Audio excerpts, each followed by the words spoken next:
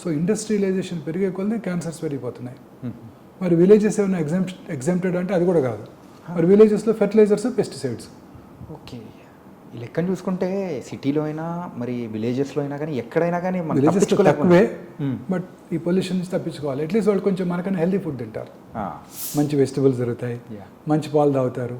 ఇక్కడంతా oxytocin feed చేసిన cows నుంచి తీసే మిల్కే కదా ఇదంతా మనం తాగే పాలని. ఇది మాత్రం చాలా డేంజర్ అనిపిస్తుంది సార్. అసలు ఏది తీసుకోవాలో ఏది తీసుకోకూడదని ఒక నుంచి డైలమోలో పడిపోతున్నాయి. మీరు ఈ కామర్స్ నుంచి ఫుడ్ ఆర్డర్ చేశారు, దేంట్లో వస్తుంది అది? ఏదైనా ఒక బ్లాక్ ప్లాస్టిక్ కంటైనర్లో వస్తుంది. అవును. ఆ హాట్ ఫుడ్ని వాడు మైక్రోవేవ్లో పెట్టి వేట్ చేస్తాడు.